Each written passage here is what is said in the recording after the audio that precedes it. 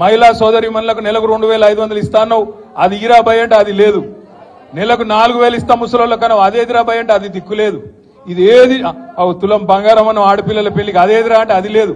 ఇవేవి లేవు. అందుకే దాన్ని కవర్ చేయడానికి ఏం చేస్తుండు, ఫోన్ ట్యాపింగ్ అవుతుంది అంటాడు. ఏడైతుందిరా బాయ్, ఏమైతుంది బయట పెట్టంటే మనకు చెప్పాడు. యూట్యూబ్లకు లింకులు ఇస్తారు, యూట్యూబ్లకు మీడియాలకు లింకులు ఇచ్చి వీళ్ళ ఫోన్ ట్యాప్ అయింది, వాళ్ళ ఫోన్ ట్యాప్ అయింది, ఇదైపోయింది అదైపోయింది. చెయ్యి, నీ చేతులు ఉంది కదా అధికారం, ఏం చేస్తావు వచ్చేయి అద్దంటారు ఎవరన్నా. ఏమన్నా తప్పు జరిగితే విచారణ చేయి, మేము అద్దంటలేం కదా. ఎక్కడెక్కడ తప్పులు జరిగినావో ఎవరు తప్పులు చేసినో వాళ్ళ మీద చర్య తీసుకో. భయపడతాం, ఎవడు కూడా ఇక్కడ భయపడ్డాడు ఎవడు లేనే లేడు. నువ్వు ఎంటిగా కూడా వీకలేవు అనే మాట కూడా నేను విజ్ఞప్తి చేస్తా ఉన్నా. మీరు దయచేసి నేను మిమ్మల్ని కోరేది ఒకటే, మనం వీటికి ఆగం కావద్దు. ఈ 100 రోజులల్లా అస్సలు పనిచేసే తెలివేమో లేదు, కరెంట్ ఇచ్చే ముఖం లేదు, మంచిళ్ళు ఇచ్చే ముఖం లేదు, రైతు బంద్ చేసే ముఖం కాదు, రైతులు చస్తుంటే రైతుల పొలాలు ఎండుతుంటే ఆయన పోయే తెలివి లేదు. ఓదికు ఇసుక దందా, ఓదికు రైస్ మిల్లర్లను పిలిచి బెదిరించుడు, ఓదికు క్రషర్లను పిలిచి బెదిరించుడు, ఓదికు బిల్డర్లను పిలిచి బెదిరించుడు. మాకు పార్లమెంట్ ఎన్నికలకు పైసలు కావాలి, ఢిల్లీకి కప్పం కట్టాలి అని 2000 కోట్లు ఇప్పటికే మెల్లగా జమ చేసుడు. ఆ జమ చేసుడు బయటికి రాకుండా ఏం చేయాలి, ఇగో ఫోన్ ట్యాపింగ్ అవుతుంది, ఇగో ఈ స్కామ్ అవుతుంది, గొర్రెల స్కామ్ అవుతుంది, బర్రెల స్కామ్ అవుతుంది అని టీవీలలో తిప్పాలి, మన నెత్తులని ఖరాబ్ చేయాలి.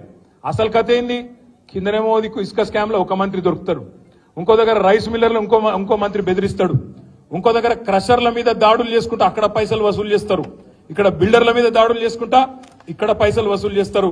నేను అడుగుతున్నా రేవంత్ రెడ్డి, హైదరాబాద్ పరిధిలో ఇలా నువ్వే మున్సిపల్ మంత్రివి, నేను ఇదివరకు మొన్నటిదాకా నేను డిసెంబర్ దాకా నేను మంత్రిగా ఉంటి కాబట్టి నాకు తెలుసు డిపార్ట్మెంట్ లో ఏం జరుగుతుందో నాకు కూడా తెలుసు.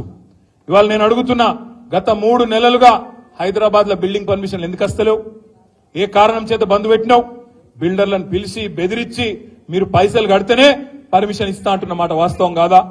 ఢిల్లీకి 2500 కోట్లు నువ్వు సామంతరాజు కాబట్టి ఢిల్లీకి కప్పం కట్టాలి కాబట్టి ఇవాళ అక్కడ 2500 కోట్లు జమ చేసి కట్టిన మాట వాస్తవం కాదా? ఇవి దోపిడి సొమ్ము కాదా?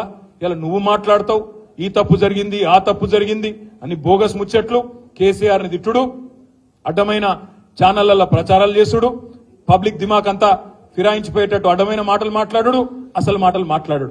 ఈ మధ్యలో మీరు తెలుసు హైదరాబాద్ లో ఏం జరిగిందో పద్మారావు గారికి కూడా మన కేసీఆర్ గారు చెప్పినారు, గోపి గారు కూడా చెప్పినారు. ఇప్పుడు ఆపరేషన్ లేకుండానే మోకాళ్లకు ప్లాస్మా ట్రీట్మెంట్, మీ ఆర్థోపెడిక్ సమస్యలన్నిటికీ రోబోటిక్ టెక్నాలజీ ద్వారా తక్కువ ఖర్చుతో శాశ్వత పరిష్కారం, ఫ్రీ కన్సల్టేషన్, ప్రతి ట్రీట్మెంట్ పై 20% డిస్కౌంట్. ఈ ఆఫర్ కొద్ది రోజులు మాత్రమే, త్వరపడండి. V9 hospitals 9281465842.